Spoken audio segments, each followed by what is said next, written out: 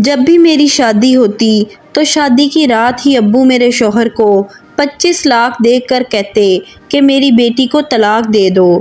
یوں میں اب تک کئی طلاقیں لے چکی تھی، مگر ہمیشہ ابا میری زبردستی شادی کروا کے طلاق دلواتے اور وجہ کچھ بھی نہ بتاتے۔ اماں اسی رات مجھے دودھ میں ہلدی ڈال کر دیتی، جسے پیتے ہی میں سو جاتی تھی۔ آنکھ کھلتی تو ہر کوئی مجھے عجیب نظروں سے دیکھتا۔ اس بار سوچ لیا کہ دودھ پینے کا ناٹک کروں گی۔ یوں جیسے ہی جھوٹ موٹ کی سوئی تو میرے پاؤں تلے زمین کھسک گئی۔ میرا شوہر میرے روبرو بیٹھا مجھے بڑی غور سے دیکھ رہا تھا، جبکہ میں شادی کی سیج پر دلہن بنی بیٹھی تھی۔ میں منتظر تھی کہ احمر کچھ تو کہے گا، مگر اسے یوں بیٹھے بیٹھے جب بڑی دیر ہو گئی تو میں نے پلکیں اٹھا کر دیکھا تو اس کو خود میں گم پایا تھا۔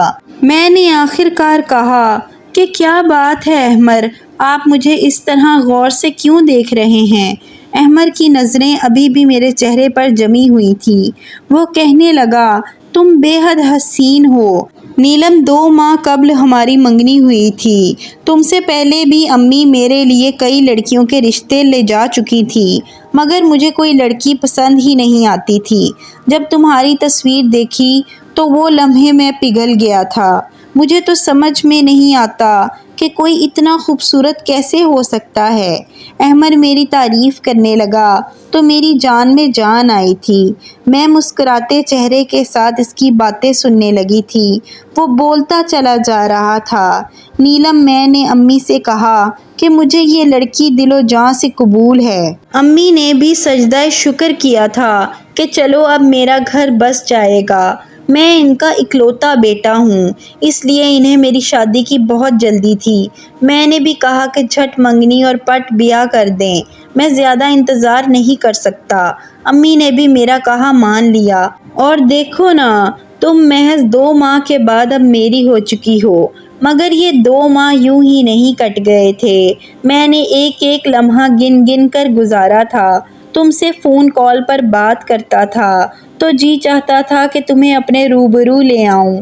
نیلم، آج میرے دل کے تمام ارمان پورے ہو چکے ہیں، مگر افسوس تو اس بات کا ہے کہ میں تمہیں حاصل کرنے کی کوشش بھی ڈھنگ سے نہیں منا سکا، اور وقت جدائی بھی آ گیا ہے۔ احمر کی آخری بات سن کر میں چونک گئی تھی۔ میں بولی، احمر، آپ یہ کیا کہہ رہے ہیں؟ اللہ نہ کرے کہ ہم کبھی جدا ہوں۔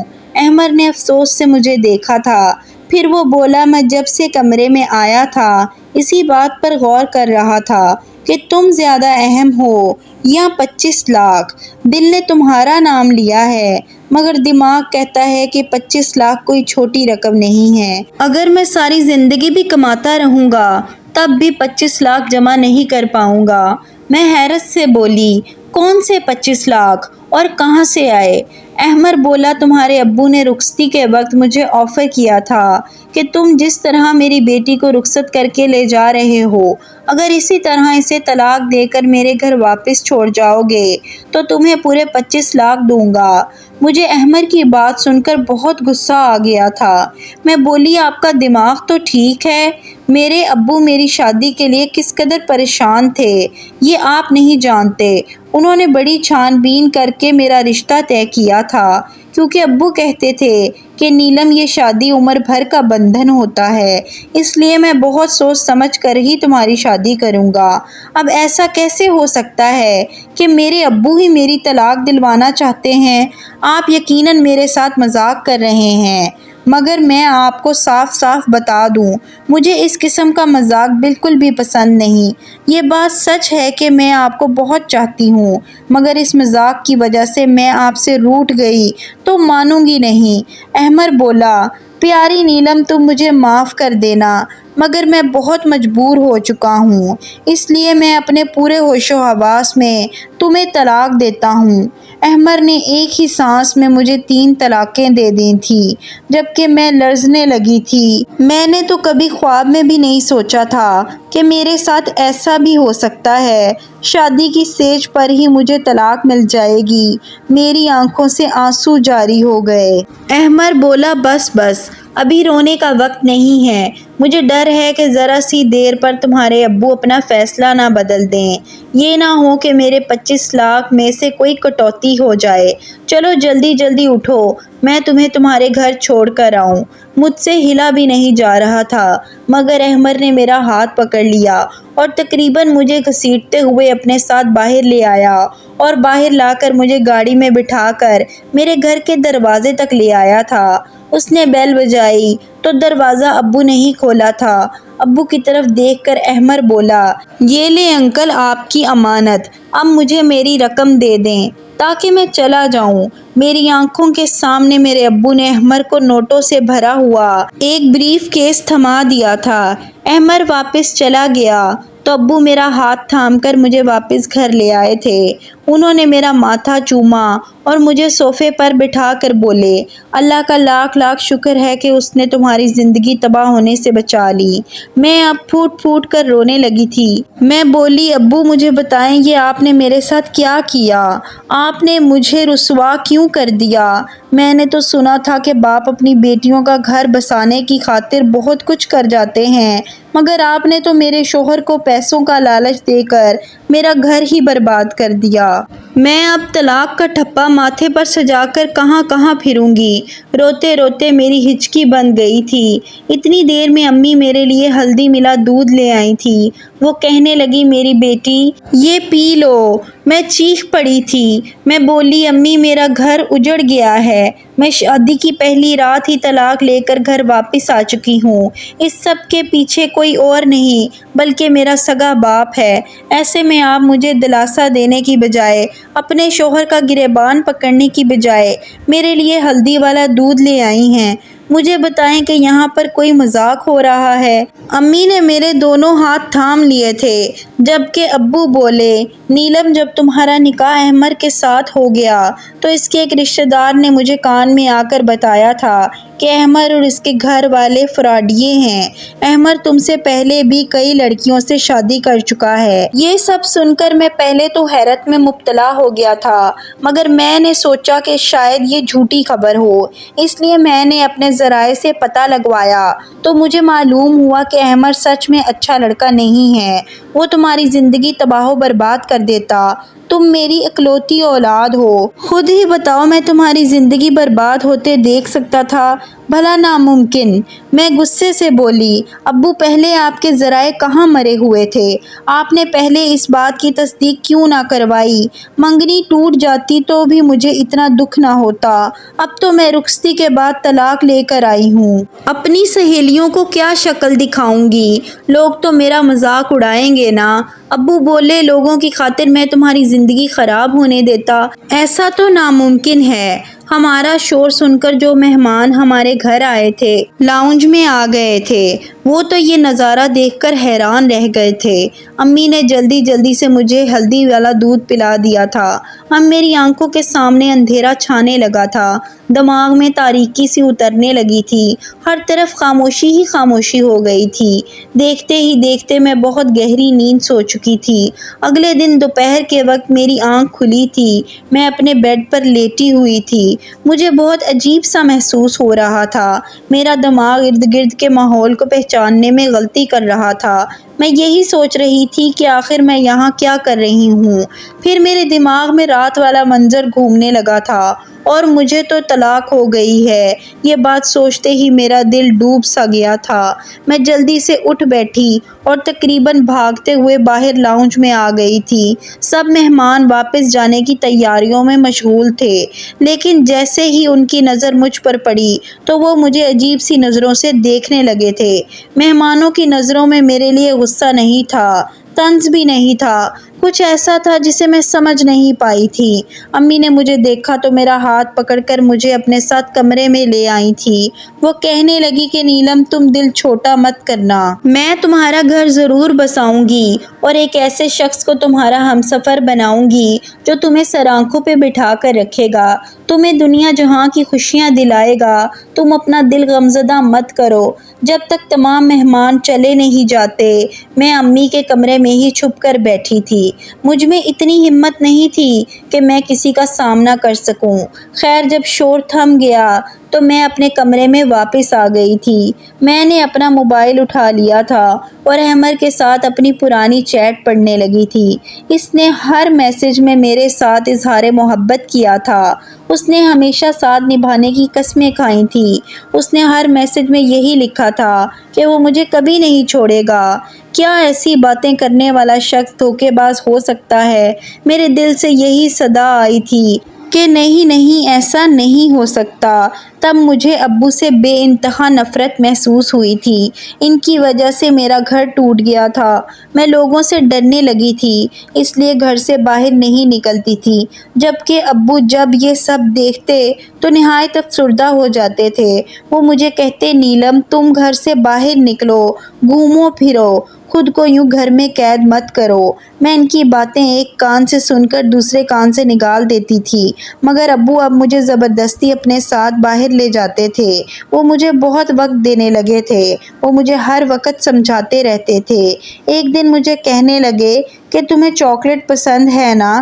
میں نے اس بات میں سر ہلا دیا تو وہ کہنے لگے کہ تم چاکلیٹ حاصل کرنے کے لیے کس حد تک جا سکتی ہو؟ میں بولی، ابو میں تو پہاڑ سے بھی کود سکتی ہوں۔ تب ابو بولے، اور اگر میں تمہارے سامنے ایک طرف بریانی رکھ دوں اور ایک طرف چاکلیٹ تو تم کس کو چنو گی؟ میں ہنس دی اور بولی، ایک بھی لمحہ ضائع کیے بنا میں بریانی کو ہی چنوں گی، کیونکہ بریانی کے سامنے چاکلیٹ کی محبت دل سے ختم ہو جاتی ہے۔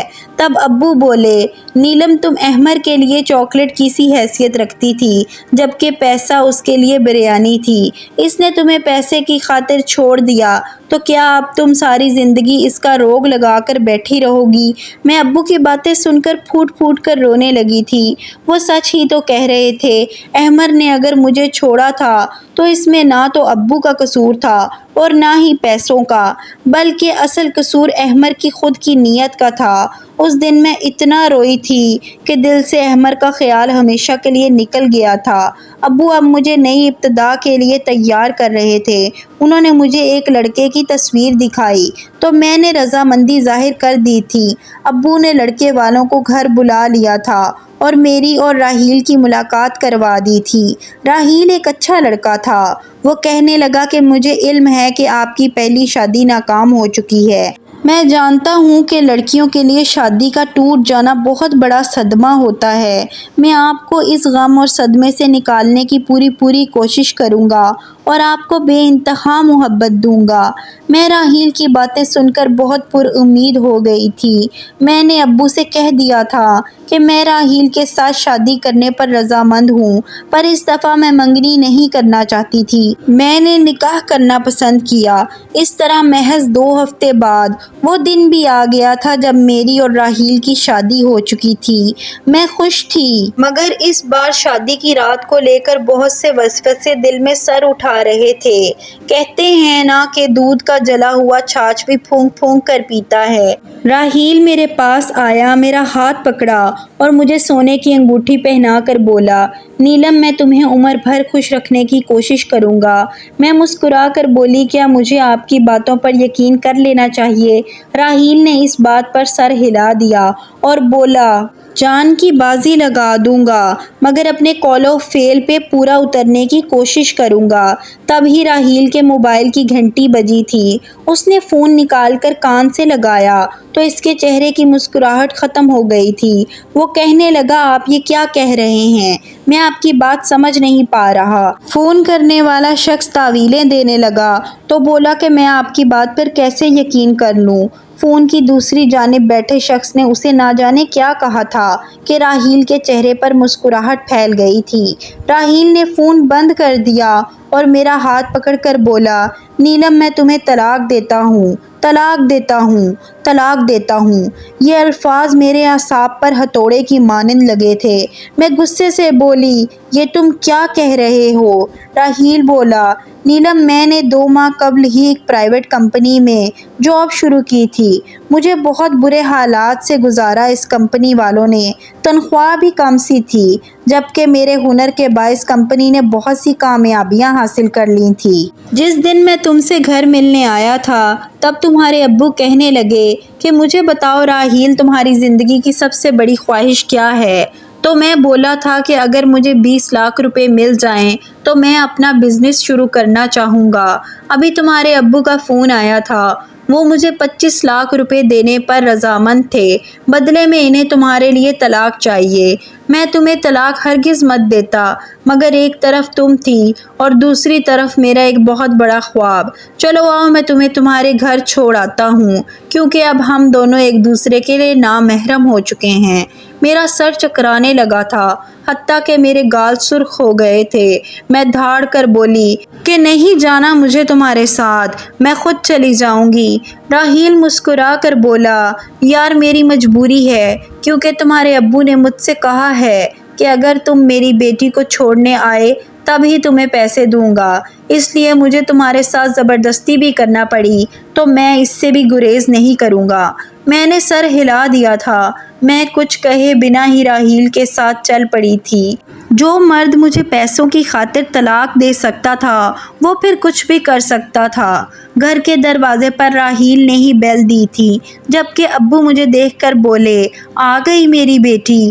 وہ ایسے سرسری سے انداز میں مجھ سے پوچھ رہے تھے جیسے میں کسی ٹرپ سے واپس آئی ہوں۔ میں کچھ نہیں بولی تھی۔ ابو باہر نکل کر راحیل کے ساتھ بات چیت کرنے لگے تھے، جبکہ امی میرے لیے ہلدی والا دودھ لے آئی تھی۔ میں چیخنے لگی تھی۔ میں بولی، امی، ابو نے دوسری بار بھی میرا گھر اجاڑ دیا۔ تبھی مجھے پیچھے سے ابو کی آواز سنائی دی تھی۔ وہ کہنے لگے کہ میں نے تمہیں بچانے کے لیے یہ سب کیا ہے۔ راحیل ایک اچھا لڑکا نہیں ہے، وہ تمہیں خوش نہیں رکھ پاتا۔ میں غصے سے بولی، ابو مجھے حیرت ہوتی ہے کہ آپ نے کروڑوں کا بزنس تنہا کیسے سنبھالا ہوا ہے، جبکہ آپ میں تو قوت فیصلہ نہیں ہے، آپ میں تو اتنا بھی علم نہیں ہے کہ مقابل شخص اچھا ہے یا دھوکے باز۔ آپ کو لوگوں کی پرکھ ہی نہیں ہے، آپ ایک فیل انسان ہیں۔ میری دھاڑ سے امی ڈر رہی تھی۔ امی کہنے لگی، بیٹا یہ دودھ پی لو، تمہیں سکون مل جائے گا۔ میں نے نفی میں سر ہلا دیا تھا، مگر امی نے زبردستی ہی مجھے دودھ دے دیا تھا۔ دودھ پیتے ہی مجھے سکون مل گیا تھا، مجھے نیند آ گئی تھی۔ اگلے دن میں دیر سے اٹھی تھی، دن چڑھ آیا تھا۔ میں سو کر اٹھی تو میرے گھر کے ملازمین مجھے بہت حیرت سے دیکھ رہے تھے۔ مجھے سمجھ نہیں آتا تھا کہ یہ سب ایسا کیوں کر رہے ہیں۔ اب میں نے خود کو اپنے کمرے تک محدود کر لیا تھا۔ میں کسی سے ملتی جلتی بھی نہیں تھی۔ ابو ایک دن میرے پاس آئے اور کہنے لگے، کتنے دن ہو گئے، میں تمہارا انتظار کرتا رہا کہ تم باہر آؤ گی، ہمارے ساتھ ملو جلو گی، باتیں کرو گی، مگر تم نے تو ہم سے دوری اختیار کر لی ہوئی ہے۔ میں بولی، ابو مجھے بتائیں، آپ نے میرے ساتھ ایسا کیوں کیا؟ آپ نے میری طلاق کیوں کروائی؟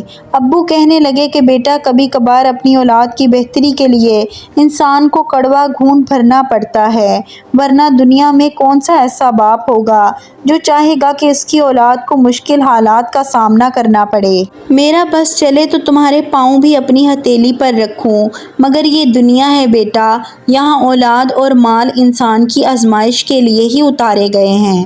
میں نے جو کچھ بھی کیا بڑی تکلیف میں کیا ہے، میں ہرگز ایسا نہیں کرنا چاہتا تھا۔ میں نے سر ہلا دیا اور بولی، ابو یہ آخری بار تھا، میں اب آپ کو مزید اپنے احساسات اور جذبات کے ساتھ کھیلنے کی اجازت نہیں دوں گی۔ ابو بولے، ہاں ہاں بالکل ایسا ہی ہوگا جیسا تم کہو گی۔ اس دن کے بعد میں امی ابو کے ساتھ بیٹھنے لگی تھی، مگر میرے دل میں بہت سے سوال تھے۔ ابو مجھے طلاق کیوں دلوا دیتے تھے؟ کیا میرے دونوں شوہر ہی برے تھے؟ برے ہی تھے تو ابو کو پہلے علم کیوں نہیں ہوتا تھا شادی کی رات کیا ان پر وہی اتر جاتی تھی کہ تمہاری بیٹی کا شوہر اچھا نہیں ہے، اسے طلاق دلوا دو۔ چلو یہ بھی مان لیا کہ ابو کو پتہ لگ جاتا تھا، پھر وہ 25 لاکھ کی رقم دے کر ہی مجھے طلاق دلواتے تھے۔ میں ابھی ان سوالوں کے جواب نہیں ڈھونڈ پائی تھی کہ ابو نے مجھ سے کہہ دیا کہ وہ میری تیسری شادی کروانا چاہتے ہیں۔ میں تو ابو کی بات سن کر ہی آپے سے باہر ہو گئی تھی۔ میں بولی، نہیں نہیں ابو، اب بس ہو گئی ہے، میں آپ کو اپنی زندگی کے ساتھ کھلواڑ کرنے کی اجازت نہیں دوں گی۔ ابو بولے، بیٹا اب کی بار میں نے تمہارے لیے بہت اچھا لڑکا ڈھونڈا ہے۔ میں بولی، ابو اگر میرے لیے لڑکا آسمان سے بھی اتر کر آ جائے تو بھی میں تیسری بار شادی نہیں کروں گی۔ ابو نے میرے سامنے ہاتھ جوڑے اور پھوٹ پھوٹ کر رونے لگے تھے۔ وہ بولے کہ میں جب جب تمہیں اداس اور غمزدہ دیکھتا ہوں میرا دل 100 کرچیوں میں بٹ جاتا ہے۔ میری بیٹی مجھے معاف کر دو۔ میں اگر یوں ہی تمہیں اداس دیکھتا رہا تو اپنی جان اپنے ہاتھوں سے لے لوں گا۔ میں تو ابو کی بات سن کر ہی گھبرا گئی تھی، وہ اس حد تک بھی جا سکتے تھے کیا؟ میں بولی، ابو آپ مجھے مجبور مت کریں۔ ابو کے آنسو تھمتے ہی نہیں تھے، اس لیے میں نے ان کی بات مان لی۔ میں تیسری شادی کے لیے تیار ہو چکی تھی، مگر میں اس بار نہ تو ذہنی طور پر آمادہ تھی اور نہ ہی جذباتی طور پر، بس ایک مجبوری تھی جو مجھے نبھانا پڑ رہی تھی۔ میری تیسری شادی کی رات بھی میری دوسری دونوں شادیوں کی طرح ہی گزری تھی۔ میرے تیسرے شوہر نے بھی میرے باپ کے کہنے میں آ کر مجھے طلاق دے دی تھی۔ میں غم و غصے سے پاگل ہو گئی تھی، مجھے سمجھ نہیں آتا تھا کہ کیا کروں اور کیا نہ کروں۔ دل چاہتا تھا کہ پوری دنیا کو آگ لگا دوں اور شروعات اپنے باپ کے گھر سے کروں۔ میرا تیسرا شوہر بھی مجھے میرے والدین کے گھر چھوڑ کر چلا گیا تھا۔ اب مجھے اپنے والدین سے نفرت ہو گئی تھی۔ ابو اگرچہ یہ سب کر رہے تھے تو امی انہیں روکتی کیوں نہ تھی؟ وہ تو میرے لیے ہلدی والا دودھ لے کر حاضر ہو جایا کرتی تھی۔ ایک ماہ ہی سکون سے گزرا ہوگا کہ ابو کو پھر سے میری شادی کا چاؤ ہو گیا تھا۔ وہ کہنے لگے کہ میری پیاری بیٹی میں تمہارا گھر بسانا چاہتا ہوں۔ میں غصے سے بولی کہ میں اب آپ کے منہ سے یہ بات نہیں سننا چاہتی۔ وہ کہنے لگے کہ ٹھیک ہے، اگر میری بیٹی کا گھر نہیں بس سکتا تو میرا گھر بھی کیوں بسے، میں تمہاری ماں کو طلاق دے کر خود کو اذیت دوں گا۔ میں ابو کی جانب بڑی حیرت سے دیکھ رہی تھی کہ کیا یہ ان کی محبت تھی میرے لیے یا پھر وہ مجھے بلیک میل کر رہے تھے، مگر کیوں؟ یہ کیوں اب میرے حواس پر سوار ہو چکا تھا، جس کا جواب اب مجھے چاہیے ہی چاہیے تھا۔ اس لیے میں بولی کہ جی ٹھیک ہے ابو، میں شادی کرنے کو تیار ہوں۔ ابو نے میرے لیے لڑکا تو پہلے ہی ڈھونڈ رکھا تھا، بس میری طرف سے اجازت ملنے کی ہی دیر تھی۔ میری شادی کر دی گئی تھی، میں نے لڑکے کی صرف تصویر دیکھی تھی۔ ابو کہہ رہے تھے کہ شادی سے پہلے ایک بار مل لو، مگر میں نے انکار کر دیا تھا کیونکہ میں جانتی تھی کہ اس نکاح کا انجام بھی طلاق پر ہی ہونا تھا۔ خیر مقررہ دن میری شادی ہو گئی۔ میں اپنے چوتھے شوہر کی سیج پر بیٹھی تھی۔ رضوان میرے پاس آیا تو کہنے لگا کہ نیلم میں یہ نہیں پوچھوں گا کہ تمہاری 3 طلاقیں کیوں ہوئی ہیں۔ میں کہنے لگی کہ تم فکر مت کرو، تمہیں تھوڑی ہی دیر میں معلوم ہو جائے گا کہ میری 3 بار طلاق کیوں ہوئی ہے۔ وہ حیرت سے مجھے دیکھتا رہا اور پھر ہمارے کمرے کے دروازے پر دستک ہوئی تھی۔ رضوان نے ہی اٹھ کر دروازہ کھولا تھا، وہ باہر نکل گیا تھا، جبکہ میں دھڑکتے دل سے اس کا انتظار کر رہی تھی کہ اب نہ جانے کیا ہوگا۔ رضوان کمرے میں آیا اور کہنے لگا کہ نیلم تمہارے ابو نے ایک آدمی کو بھیجا تھا، وہ کہہ رہے تھے کہ میں تمہیں طلاق دے دوں تو وہ مجھے 25 لاکھ روپے دیں گے، مگر میں اپنی بیوی کو اپنی عزت کو محض پیسوں کی لالچ میں طلاق نہیں دے سکتا، یہ بات میری غیرت کے خلاف ہے۔ میں بڑی حیرت سے اپنے شوہر کو دیکھ رہی تھی کہ کیا مرد ایسے بھی ہوتے ہیں جو اپنے الفاظ پر جمے رہیں، جن کو پیسے کا لالچ نہ ہو۔ میں رضوان کو آزمانے کے لیے بولی، رضوان میری پہلے بھی طلاقیں اسی وجہ سے ہوئی ہیں، میرے شوہر مجھے پیسے کی خاطر چھوڑ دیتے تھے، آپ کیوں اتنی اچھی ڈیل اپنے ہاتھوں سے گوا رہے ہیں؟ وہ مسکرا کر بولا، زندگی میں پیسہ ہی سب کچھ نہیں ہوتا، پیسہ ہاتھوں کی میل ہوتا ہے، میری اولین ترجیح میری بیوی ہے نہ کہ پیسہ۔ مجھے لگا تھا کہ میرا دل خوشی سے پھٹ جائے گا۔ خیر میں بولی، رضوان ایک بات کہوں؟ اس نے سر اس باک میں ہلا دیا تو میں بولی کہ میں اس چیز سے بے خبر ہوں کہ میرے ابو نے میرے ساتھ ایسا کیوں کیا۔ میں اس حقیقت کو معلوم کرنا چاہتی ہوں، اس لیے آپ اب میرے ساتھ چلیں اور یہ ظاہر کریں کہ آپ نے مجھے طلاق دے دی ہے، پھر سب پتہ چل جائے گا۔ رضوان نے میری بات مان لی اور ہم میرے والدین کے گھر چلے گئے تھے۔ ابو رضوان سے بات کرنے لگے تھے جبکہ میں رونے لگی تھی۔ امی نے مجھے ہلدی والا دودھ لا کر دیا جبکہ میں نے نظر بچا کر دودھ گرا دیا تھا اور خود سونے کا ناٹک کرنے لگی تھی۔ ابھی 10 منٹ ہی گزرے تھے کہ ہمارے گھر میں بہت سے لوگ آنے لگے تھے۔ پہلے تو ایک نرس آئی تھی، اس نے میرا چیک اپ کیا تھا تو کہنے لگی اس کو پھر سے پاگل پن کا دورہ پڑا ہے، یہ لڑکی مرد کو اپنے ارد گرد برداشت نہیں کر سکتی، تو آپ اس کی شادی کرتے ہی کیوں ہیں؟ یہ اپنے آپ کو نقصان پہنچا لے گی، تب آپ کو سکون رہے گا۔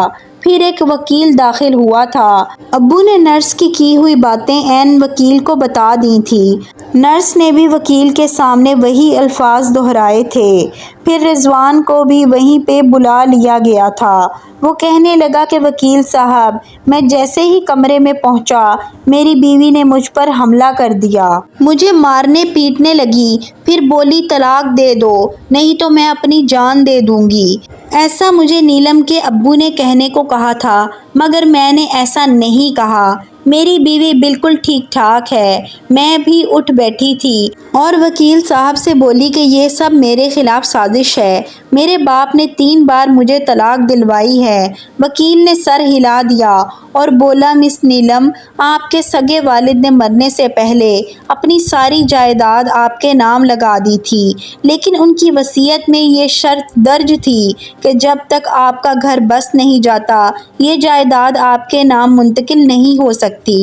آپ کا سوتیلا باپ شاید اسی لیے یہ کھیل کھیل رہا ہوگا، وہ ہر بار آپ کو طلاق دلوا کر مجھے بلا لیتا تھا اور کہتا تھا کہ میری بیٹی گھر بسانے کے قابل نہیں ہے، اس کے ساتھ ذہنی مسئلہ ہے، اور پھر ایسا ہی بیان آپ کا شوہر بھی دے دیتا تھا۔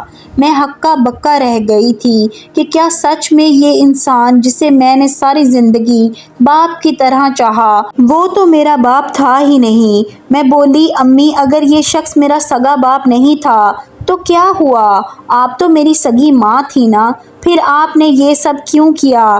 رضوان کہنے لگا، میں بتاتا ہوں، تمہاری امی نے تو تمہارے ابو کے ساتھ رہتے ہوئے اس شخص کے ساتھ محبت کی پینگیں بڑھا لی تھی اور پھر تمہارے ابو سے خلا لے لی تھی۔ تمہارے سگے ابو اسی صدمے سے چل بسے تھے، اس لیے انہوں نے ایسی وصیت کی تھی۔ تمہاری امی کی آنکھوں سے شاید ابھی تک اس شخص کی محبت کی پٹی نہیں اتری جو وہ تمہارے ساتھ یہ سب کرنے سے باز نہیں آئی۔ میں پھوٹ پھوٹ کر رونے لگی تھی۔ آج میں بھری دنیا میں اکیلی رہ گئی تھی۔